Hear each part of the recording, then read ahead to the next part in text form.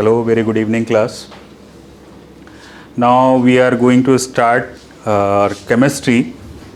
First myself Shahab, faculty of chemistry.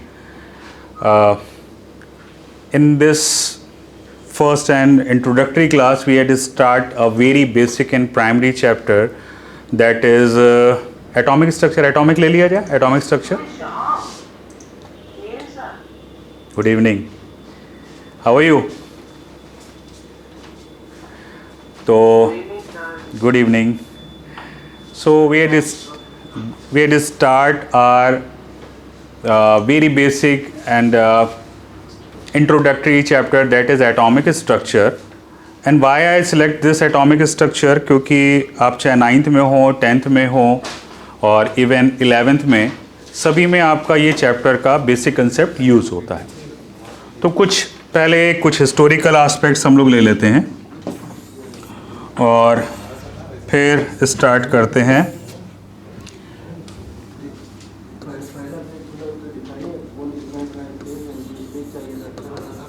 Atomic structure. Atomic structure ये क्या? Atomic structure, एक दिन साइंटिस्ट सुबह सुबह उठे और उनके मन में कंसेप्ट आया कि आज ऐसा करते कि एक बुक लिखते हैं और उसमें एक चैप्टर बनाएंगे एटॉमिक स्ट्रक्चर. क्या डे 1 से स्टार्ट हो गया था एटॉमिक स्ट्रक्चर? क्या नाम है आपका? हाँ, यश. यश, क्या डे 1 से एक मन में कुछ ऐसा कंसेप्ट आ गया था किसी साइंटिस्ट के? नहीं, ये ग्रेजुअल इवोल्यूशन हुआ, धीरे धीरे चीज़ें आई. बेसिकली इसकी बिगनिंग हुई थी फिलॉसफी से. अब फिलॉसफी से कैसे बिगनिंग हुई थी? महर्षि कनाड एक अपने इंडियन फिलॉसफर थे, कनाड, महर्षि कनाड. अब महर्षि कनाड ने सबसे पहले एक कंसेप्ट दिया कि जब किसी भी चीज़ को छोटे छोटे पार्ट में आप कट करें. एक पेज ले लीजिए, एक पेज ले लेते हैं. फॉर एग्जाम्पल उन्होंने कहा कि किसी एक पीस को ले लें. अब इसको आप टीयर करिए और छोटे पार्ट में करिए, फिर और छोटे में करिए, फिर इसको और छोटा करिए, फिर इसको और छोटा करिए. एक टाइम ऐसा आ जाएगा कि अब आप उससे छोटा कर ही नहीं पाएंगे, एक सबसे स्मॉलेस्ट पार्टिकल पर आप पहुंच जाएंगे और वो इसका सबसे छोटा पार्टिकल होगा.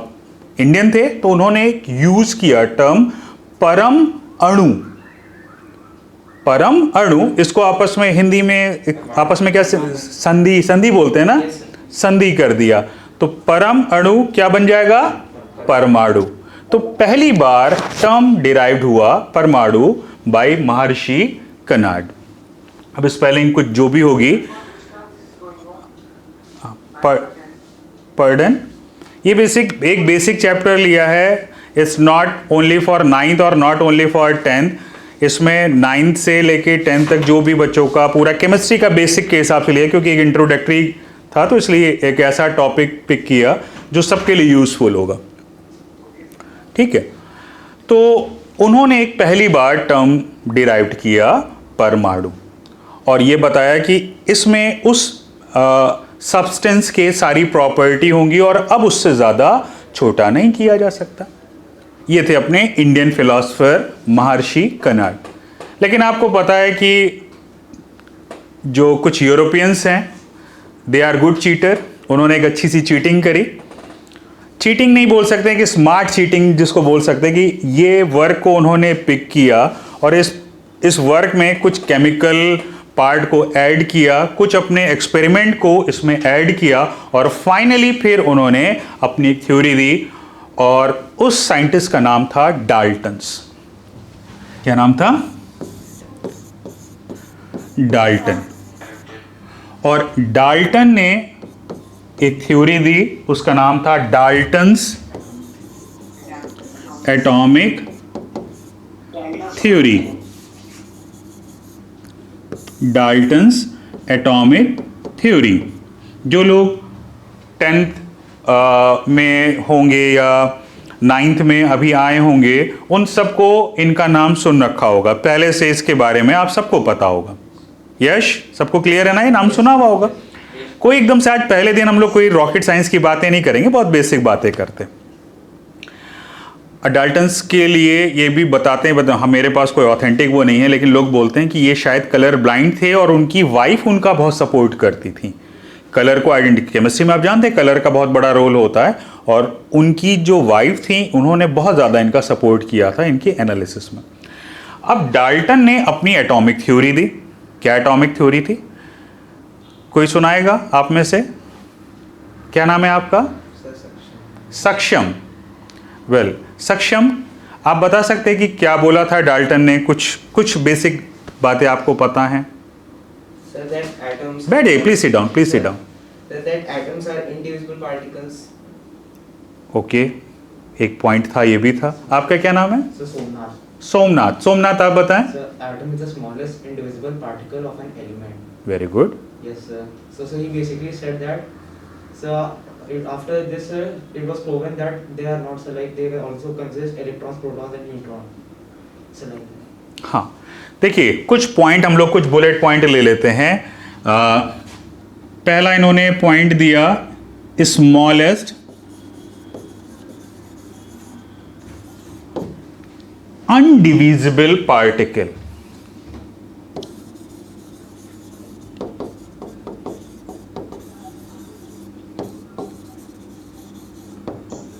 smallest undivisible particle of any element that take part in chemical reaction, take part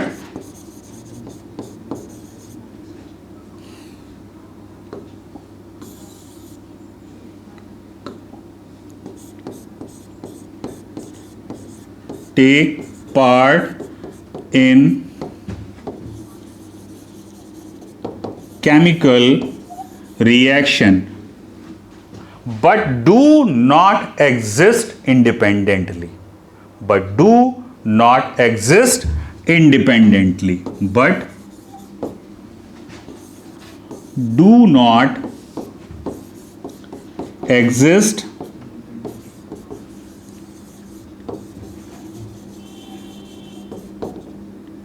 independently. ये इनके दो मेन पॉइंट थे। Smallest undivisible particle of any element that take part in chemical reaction and do not exist independently.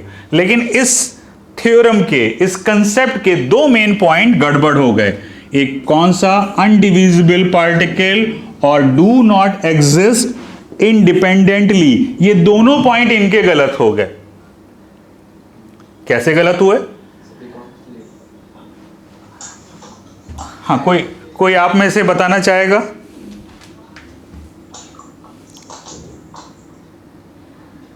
मेरे नन्हे मुन्ने बच्चों, आप में से कोई, इसमें कुछ नाम दिख रहे हैं हमें।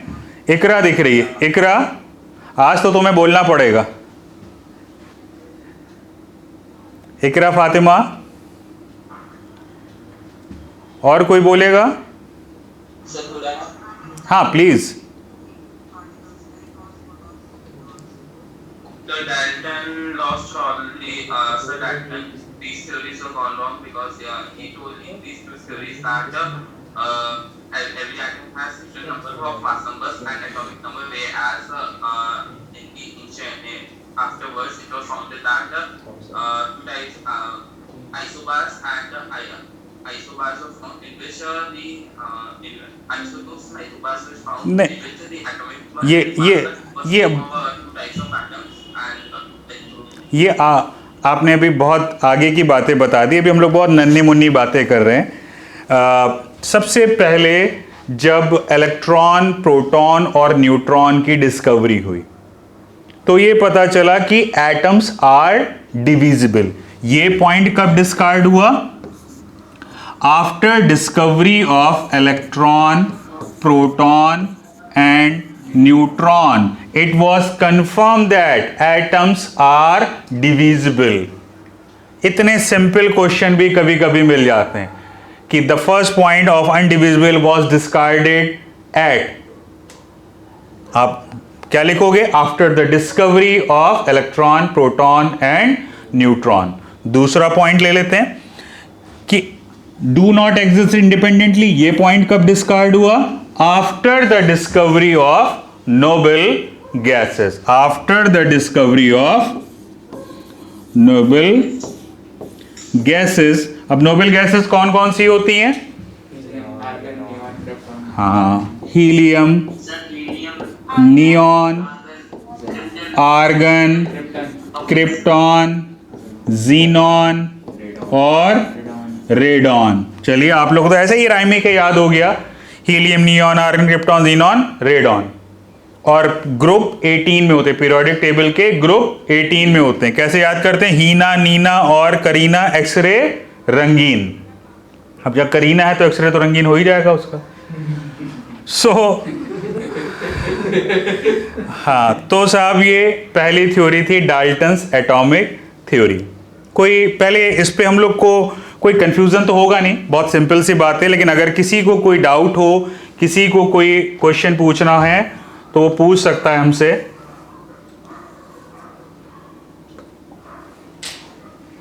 ओके, हाँ। Sir, atoms are identical in mass and chemical properties. Of an element, but they do not their isotopes, एक दूसरे के आइसोटोप्स नहीं होने चाहिए। अगर आइसोटोप्स हो गए तो फिर वो आइडेंटिकल कैसे होंगे? उनके तो मास बदल जाएंगे। ये बातें भी इस चैप्टर में अभी आगे आएंगी, जब इसमें हम आपको पढ़ाएंगे आइसोटोप्स, आइसोबार्स, आइसो इलेक्ट्रॉन्स। ठीक है, ये सारी बातें इसमें आगे जाएंगी। तो दो पॉइंट अपने हुए। पहला, महर्षि कनार्ड। महर्षि कनार्ड ने हमें सबसे पहले बताया कि कोई भी एलिमेंट छोटे से छोटे पार्टिकल से बना है जिसको और फर्दर डिवाइड नहीं किया जाता है। First scientific explanation was given by Daltons. Daltons atomic theory stated that smallest undivisible particle of any element that take part in chemical reaction but do not exist independently. But this theorem was discarded after the discovery of electron, proton and neutron, and they do not exist independently. The noble gases are monoatomic gases. They made up of by single atom. तो यहाँ से ये confirm हुआ कि they can exist independently. Atom can exist independently.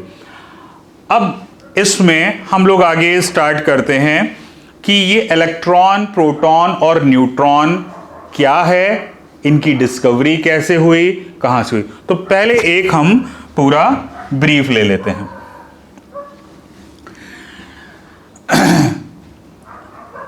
अपना next topic है fundamental particle.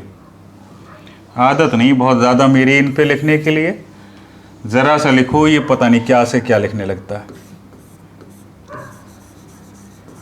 Fundamental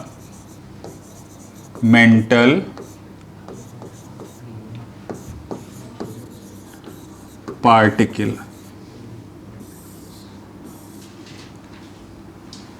fundamental particle, तीन main fundamental particle हैं। कौन कौन से?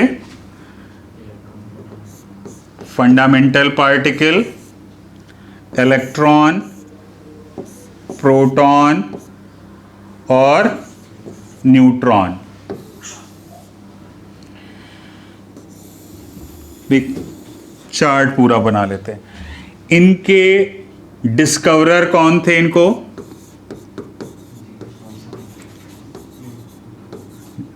डिस्कवरर, इलेक्ट्रॉन के डिस्कवरर कौन थे?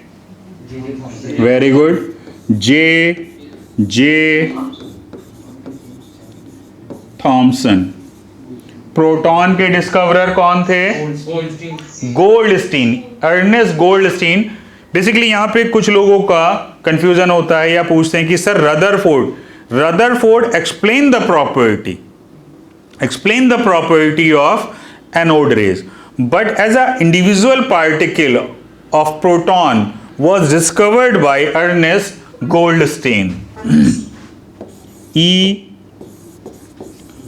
Goldstein। और आप चाहें तो अपनी जानकारी के लिए एक पॉइंट ऐड कर सकते हैं, the property explain by Rutherford. Neutron, James Chadwick. 3 marks तैयार अपने। आप कोई भी एग्जाम में जाइए, बहुत ज़्यादा पूछे जाने वाले क्वेश्चनों में से हैं। और ऐसा ना समझिए कि आपके बचपने में 9th-10th में ही पूछे जाते हैं। अगर आप नीट के पुराने पेपर उठा लेंगे, जब ये AIPMT के नाम से होता था, इवन उसमें भी आपको ये क्वेश्चन मिल जाएंगे। कम होते हैं, बहुत सिंपल से हैं उसके हिसाब से, लेकिन ऐसा नहीं है कि उसमें नहीं पूछा गया। ये अप टू नीट तक पूछे गए हैं ये क्वेश्चन। डिस्कवरर ने इसको डिस्कवर किस एक्सपेरिमेंट में किया? तो कौन से एक्सपेरिमेंट थे वो? इन्होंने electron was discovered under cathode rays. Cathode rays. और proton was discovered under anode rays. और neutron was discovered under element transmutation. ये कोई मेरा बच्चा बैठा है लग रहा है इसके अंदर, कि किसने जवाब दिया था?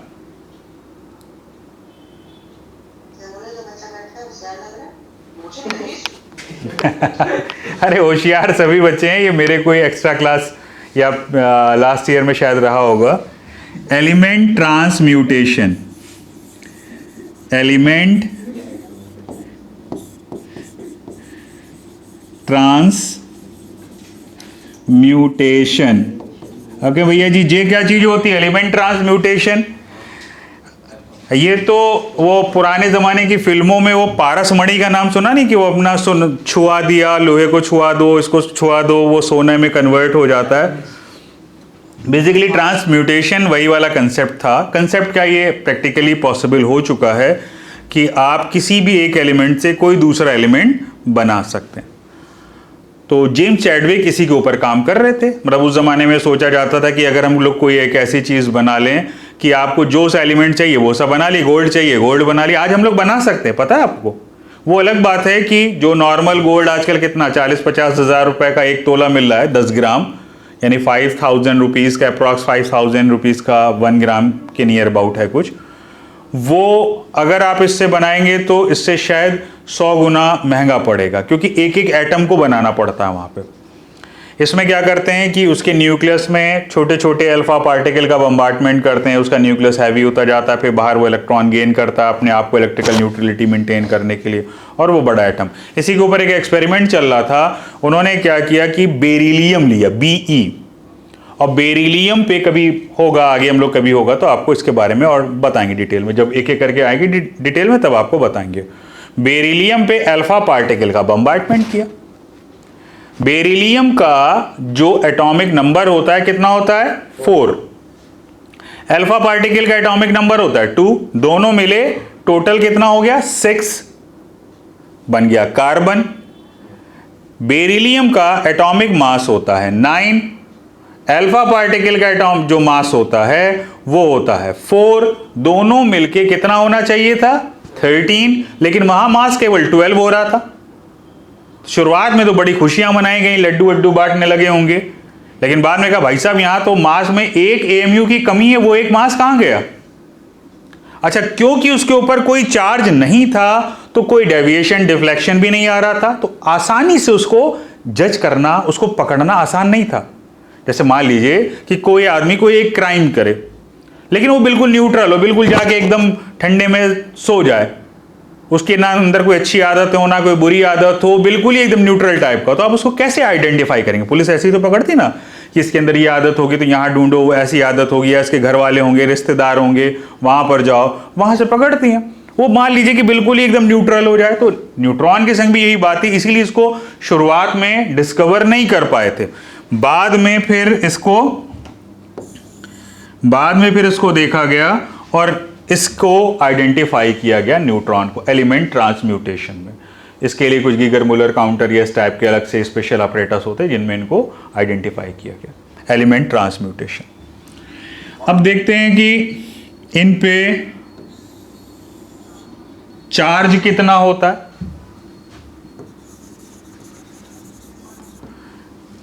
इलेक्ट्रॉन पे चार्ज होता है -1.6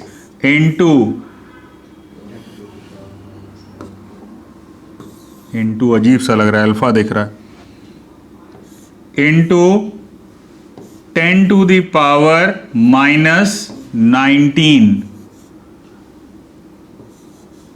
-19 कूलम। अब यहां पे जो माइनस है, माइनस केवल पोलैरिटी शो कर रहा है। माइनस का मतलब कम या ज्यादा नहीं है, जैसे नॉर्थ एंड साउथ होता है। अब ऐसे थोड़ी नॉर्थ में कुछ चीज कम हो गई, साउथ की चीज बढ़ गई, ऐसा बस वही डायरेक्शन बताता, पोलैरिटी डिफाइन करता है। यहां पे माइनस साइन केवल एक पोलैरिटी डिफाइन कर रहा है। -1.6 into 10 to the power -19 coulomb, और यही यूनिट चार्ज होता है। इससे छोटा चार्ज एग्जिस्ट नहीं करता है, ये सबसे छोटा चार्ज है। यानी कहीं पर आपको मान लीजिए अभी शाह को पकड़ के करंट में चिपका दिया जाए, बैटरी लगा दी जाए, तो इसी के मल्टीपल में होगा। 1 electron, 2 electron, 10 electron, 1 million, 10 million, 100 million, trillion या मोल, उससे बड़ा नंबर होता है मोल, कुछ भी होगा तो इसी के मल्टीपल में ही इलेक्ट्रॉन आप ट्रांसफर कर पाएंगे। प्रोटॉन पे चार्ज कितना होता है? +1.6 into 10 to the power -19 coulomb. ये क्या हुआ भाई साहब? ये तो पूरा बराबरी चार्ज है, इतना इस पे बस पोलैरिटी का डिफरेंस है। इस पे माइनस पोलैरिटी है, इस पे प्लस की पोलैरिटी है। गेटिंग? और इनका न्यूट्रॉन का आप सबको पता है, नाम ही इसका न्यूट्रॉन इसलिए रखा गया कि इस पे चार्ज निल होता है। और लास्ट में आ जाते हैं मास के ऊपर।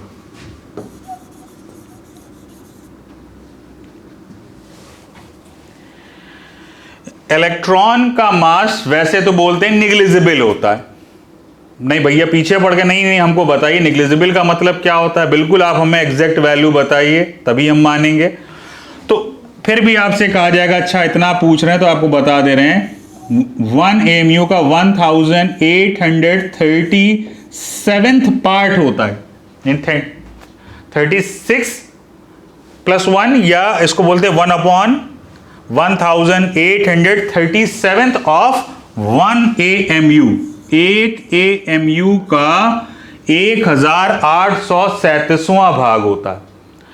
आप कहें सर जी केजी में कितना होता है, हालांकि जरूरत नहीं, लेकिन फिर भी आपकी जानकारी के लिए बता दें, इसका केजी में मास होता है 9.1 into 10 to the power -31 kg। जरूरत नहीं थी लेकिन फिर भी बता दिया यहां पे। प्रोटॉन का मास लगभग 1 AMU होता है, एक्यूरेट नहीं होता है, लगभग यानी 1.007 समथिंग कुछ होता है, लेकिन फिर भी आप कहेंगे अप्रॉक्स 1 AMU, और इसका भी जो मास होगा अप्रॉक्स 1 AMU। दोनों का मास 1 AMU होगा। गेटिंग? ये अपना आज का दूसरा टॉपिक था। पहला टॉपिक क्या लिया? हिस्टोरिकल एस्पेक्ट लिए। महर्षि कनाड से स्टार्ट किया, डाल्टन्स पे आए, और फिर हम लोग ने डाल्टन्स के पहले क्या प्रपोज्ड किया और फिर क्या चीज़ों पे उनको डिस्कार्ड किया, इन दोनों चीज़ों को देखा। इसके बाद हमने देखा कि जिन पॉइंट्स पे डिस्कार्ड हुआ था उनमें से था एक फंडामेंटल पार्टिकल। तो ये फंडामेंटल पार्टिकल क्या होते हैं, फिर उसको हम लोगों ने देखा। इलेक्ट्रॉन, प्रोटॉन, न्यूट्रॉन, इनके डिस्कवरर, इनका चार्ज, एक्सपेरिमेंट, किस एक्सपेरिमेंट में डिफाइन किया, और इनका मास। कोई डाउट? क्लियर है ये सबको? अब और आगे चलते हैं। अब इंडिविजुअली इन एक्सपेरिमेंट्स के बारे में जरा सा देखा जाए। हाँ जी, क्या चीज? Atomic mass unit. क्या होती है? Atomic mass unit. एएमयू का फुल फॉर्म होता है AMU। AMU means atomic mass unit. Got it? अब आप कहेंगे एक एमयू क्या होता है? एक कार्बन के एटम को लीजिए और इसके 1/12 हिस्सा 1/12 पार्ट को ले लीजिए। देखिए लिखने में थोड़ा बहुत 1/12 पार्ट को ले लीजिए। जो 1/12 कार्बन एटम का, जैसे आजकल खरबूजे बिक रहे हैं ना बाजार में, उस खरबूजे को समझ लीजिए कि एक कार्बन का एटम है, और उस खरबूजे के बराबर के 12 फांके काट लीजिए। एक जो उसका पीस होगा, वो एक पीस जो कार्बन एटम के 12वां हिस्सा होगा, 1/12 पार्ट होगा, वो एक एएमयू के बराबर होगा। ठीक है। जब आप लोग में एक चैप्टर आता है मोल कंसेप्ट वगैरह, इसमें इसकी और डिटेलिंग आप लोग संग करी जाती है। नेक्स्ट स्टार्ट किया जाए। Next Yes. समय बचा अपने पास? है, थोड़ा बहुत है।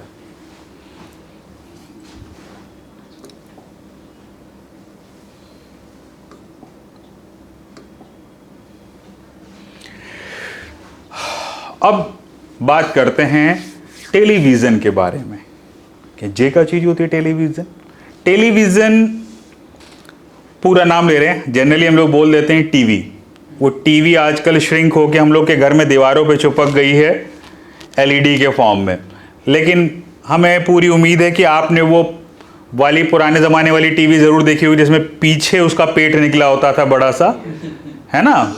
हमारा पेट जैसे आगे की तरफ निकल रहा, उनका पेट पीछे की तरफ निकला होता था बड़ा सा। हाँ, हम उल्टे टीवी बनने धीरे धीरे। हाँ, नहीं मतलब मेरा पेट के लिए यस बोल रहे हो क्या? हाँ, तो स्टार्ट करते हैं। एक पॉइंट ले लेते हैं कि ये टेलीविज़न की शुरुआत कहाँ से हुई थी, ये कैसे आ गया। फिज़िक्स के टीचर आपको और जो इलेक्ट्रोमैग्नेटिज्म वगैरह सब आपको पढ़ाते हैं वो ज़्यादा अच्छे से पढ़ाएंगे। हम अपनी ज़रूरत की चीज़ें बस उसमें सिलेक्टिव पार्ट पिक कर ले रहे हैं। बेसिकली कैथोड रेज से स्टार्टिंग हुई थी। क्या था?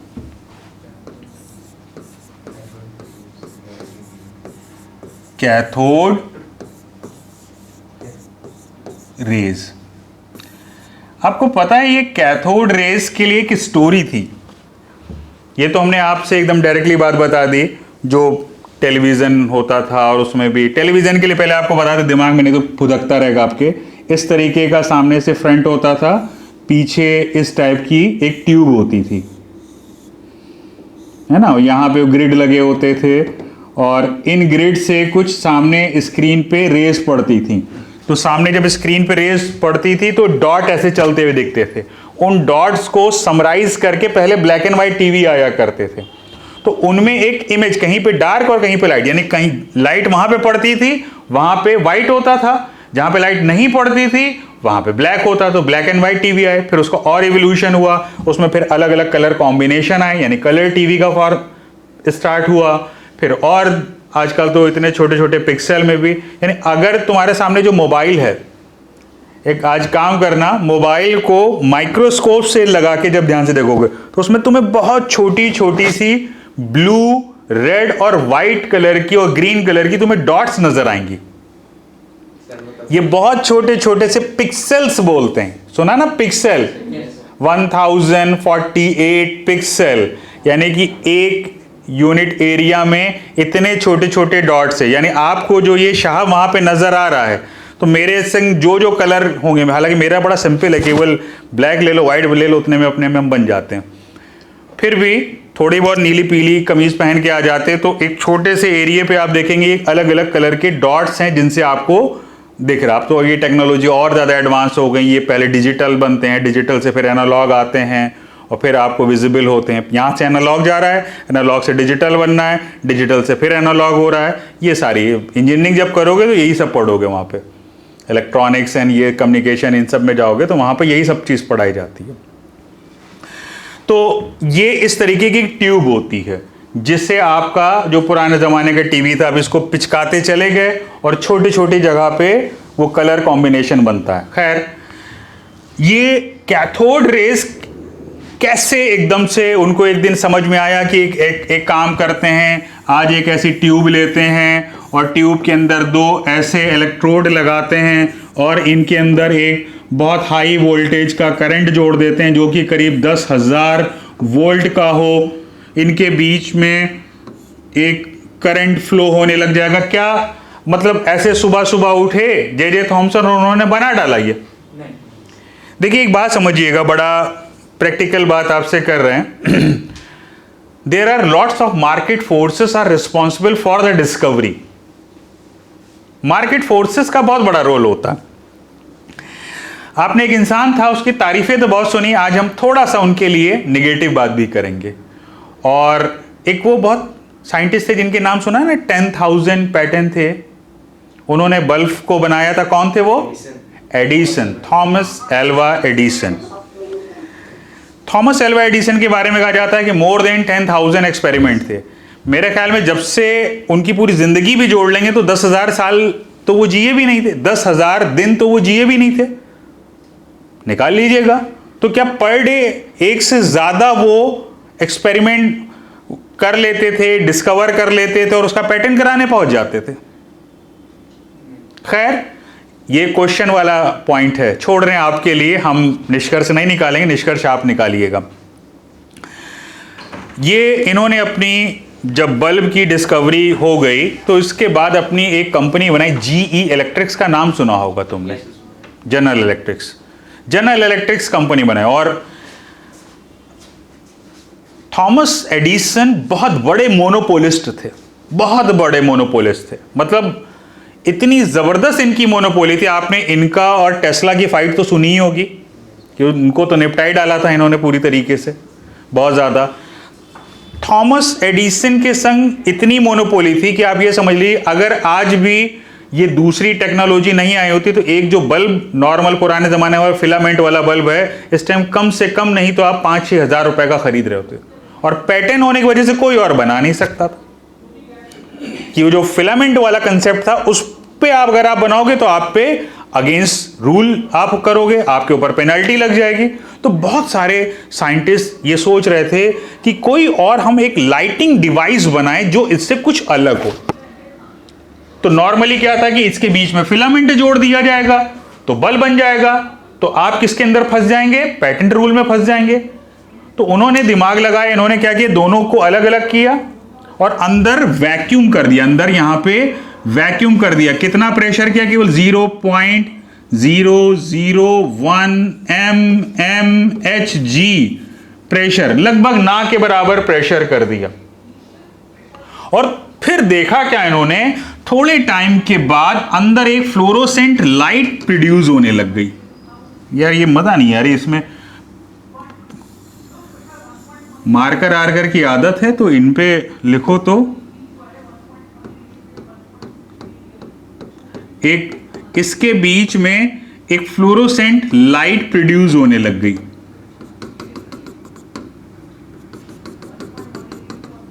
ऐसे ये लाइट प्रोड्यूस होने लग गई, चमक।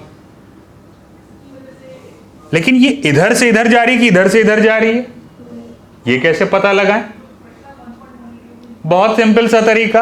अब यहां से ये ऊपर ट्यूबलाइट लगी है और उससे रोशनी आ रही है, तो हम क्या करें, इसके बीच में अगर हम कोई ऑब्जेक्ट रख दें तो अगर इससे लाइट निकल के उधर जा रही है तो मेरे हाथ की जो शैडो है सामने वॉल पे पड़ेगी, और अगर लाइट उधर से इधर की तरफ आ रही है तो मेरे हाथ की शैडो पीछे पड़ेगी।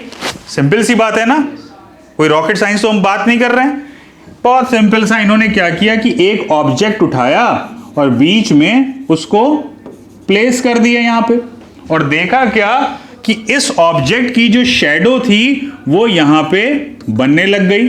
कहां पे बनने लग गई? एनोड पे बनने लग गई। तो ये पता चला कि ये लाइट कहां से कहां मूव कर रही है? कैथोड से कैथोड, इस नेगेटिव प्लेट को बोलते हैं कैथोड और पॉजिटिव प्लेट को बोलते हैं anode. Very good, anode. Cathode से एनोड मूव कर रही है, इसीलिए इस रेस का नाम रखा CR, यानी कि कैथोड रेज। कैथोड रेज इसका नाम आया। और बाकी प्रॉपर्टी देखी जाए, देखा गया कि भाई क्या ये नॉर्मल लाइट है? नॉर्मल लाइट जैसे आपके घर से बल्ब से कोई रोशनी निकल रही है, उसको इर्द गिर्द आप उसको मैग्नेट लगा दीजिए, उसके इर्द गिर्द आप कोई इलेक्ट्रिकल फील्ड लगा दिए, क्या वो अपने पास से इधर उधर भागती है, डेविएट होती है? नहीं होती है। इसमें क्या किया गया? इसमें सबसे पहले एक पॉजिटिव और निगेटिव वाली प्लेट लगा दी गई। भाई साहब यहां तो चमत्कार हो गया, ये लाइटें जितनी थी किधर मुड़ गई? पॉजिटिव प्लेट की तरफ बेंड हो गई। इससे ये बात पता चली कि इन लाइट में निगेटिव पोलैरिटी है, तभी तो पॉजिटिव प्लेट की तरफ मूव कर रही हैं। एक एक्सपेरिमेंट और किया गया। एक एक्सपेरिमेंट यहां पे क्या किया कि इन्होंने बीच में एक छोटा सा फैन रखा, इसका नाम होता है पिनव्हील। वो मेले में नहीं लेके दौड़ते हम लोग, वो ऐसा रंग बिरंगा पंखा, कील लगी हुई, झाड़ू के तिनके में फंसा के, है ना, गरीब टाइप के आदमी हम तो वही लेते थे, तुम लोग तो शायद इंपोर्टेड कोई लेते होगे। वही लेके अपना दौड़ो, वो नाचने लगता था, उसी टाइप का ये उससे भी हल्का पंखा होता है, फ्रैक्शनलेस, नियरली फ्रैक्शनलेस। दुनिया में तो फ्रैक्शनलेस तो 100% हो ही नहीं सकता, नियरली फ्रैक्शनलेस। देखा क्या कि ये पिन व्हील साहब रोटेट करने लग गया। कोई चीज कब रोटेट करती है? ये एक कागज है मेरे सामने, ये हिल रहा है, कुछ बीच में छूता हुआ नहीं दिख रहा है, लेकिन मुंह से कुछ पार्टिकल तो टकरा रहे होंगे ना। वो एयर के पार्टिकल होंगे, वो गैस के पार्टिकल होंगे। पार्टिकल जब टकराता है तो चेंज ऑफ मोमेंटम होता है, चेंज ऑफ मोमेंटम से फोर्स लगता है, यानी तभी तो ये मूव कर रहा है। और मोमेंटम क्या होता है? mv होता है, mv। किसी चीज की वेलोसिटी तुम बहुत कर दो लेकिन मास को जीरो कर दो तो क्या मोमेंटम होगा उसमें? होगा? बोलो, नहीं होगा। यानी मास होना जरूरी, भले बहुत कम हो, लेकिन मास हुए बगैर कभी भी मोमेंटम नहीं। तभी तो आप हम लोग को पता चला है कि फोटोन का भी बहुत बहुत बहुत बहुत बहुत बहुत थोड़ा सा लेकिन मास होता है। यानी क्वांटम का कैसे मास होता है, ये कभी क्वांटम साइंस मेरे संग डिस्कस करिएगा, कभी आपके संग डिस्कस करेंगे कि एनर्जी के क्वांटम का कैसे मास हो सकता है, कभी वक्त होगा आपसे डिस्कस करेंगे। तो खैर, ये पिनव्हील रोटेट कर रहा था, इससे ये पता चला कि ये निगेटिवली चार्ज पार्टिकल से बनी। निगेटिवली क्योंकि इधर की तरफ बेंड हो रही थी, और चार्ज पार्टिकल थे क्योंकि इधर की तरफ बेंड हो रही थी। पार्टिकल क्यों बोल रहे हैं? क्योंकि ये पिनव्हील को रोटेट कर रहे थे। एक हमारे वो कौन थे, फ्लेमिंग अंकल थे ना, जिन्होंने बताया था कि चार्ज मूव करता है तो इसके ऊपर एक फोर्स लगता है और ऐसे मूव करता है, ऐसा कुछ बताया था ना। फिजिक्स वाले सर आपको अच्छे से बताएंगे, इधर चार्ज जा रहा है तो इधर फोर्स हो रहा है, इधर फील्ड है तो इधर फोर्स लग रहा है, कुछ ऐसी सब बातें थी। तो इन्होंने ये भी देखा ये तो चार्ज पार्टिकल है, मूव कर रहा है तो इस पे फोर्स भी होना चाहिए। इन्होंने एक एक्सपेरिमेंट और करके देखा, इन्होंने यहां से अब की बार लगा दिया magnetic field, north and south, north and south, और ये देखा कि जो अल्फा पार्टिकल थे, सॉरी जो अंदर ये कैथोड रेज थी, ये अपने पाथ से डेविएट करने लग गई, अपने पाथ से डेविएट कर रही थी। तो ये कंफर्म हुआ कि they are, cathode rays are made up of by negatively charge particle that move from cathode to anode. ठीक है, इसी को ही मॉडिफाइड करके ये टेलीविजन बनाया गया। जो आज आप टीवी इतना एडवांस फॉर्म में देख रहे हैं वो यहीं से ही स्टार्टिंग हुआ था। ठीक है, नेक्स्ट सेंट पे हम लोग आपको पढ़ाएंगे एनोड रेज। एनोड रेज पे आएगा प्रोटॉन, और यहां पे एक बड़ी इंटरेस्टिंग बात बताएंगे, E/M रेशियो। क्या पढ़ने वाले हम लोग? E/M। आप में से जो लोग भी NTSC के एस्पिरेंट हो, ओलंपियाड देना चाहते हो, उनको ये सब कहानियां तो पढ़ लीजिएगा, लेकिन यहां पर ध्यान दीजिएगा क्योंकि क्वेश्चन डिराइव्ड होते हैं वो यहां से होते हैं, E/M वैल्यू से। ये क्या है? ये दिखावा है। ये क्या है? ये मेन पार्ट है, यहां पर ही हम लोग को पहुंचना है। तो लेकिन इस तक पहुंचने से पहले हम आपको नेक्स्ट स्टैंड पे चलेंगे, एनोड रेज पे आएंगे और फिर E/M को डिस्कस करेंगे, ये क्या होता है। फिर इसके बाद हम लोग एटॉमिक मॉडल डिस्कस करेंगे। इसमें हम आपको पढ़ाएंगे क्वांटम थ्योरी, थोड़ी सी पढ़ाएंगे, अब एमएससी के तो बच्चे आप नहीं है, 9-10 के नन्हे मुन्ने हैं, तो थोड़ी बहुत क्वांटम की, क्वांटम क्या चीज़ होती है, क्वांटम के बारे में डिस्कस करेंगे हम लोग, ठीक है। क्वांटम ही ये कहता है कि हम हैं भी और नहीं भी हैं, और आप हैं तो ये सच है कि इल्यूजन है, ये क्वांटम से आप बात को अपनी कह सकते हैं, तर्क के साथ में कह सकते हैं। यहाँ पे 0 और 1 नहीं होता है, यहाँ पे इन दोनों के बीच की भी एक कंडीशन होती है। कभी डिस्कस करते हैं, मिलते हैं नेक्स्ट पे। Thank you class.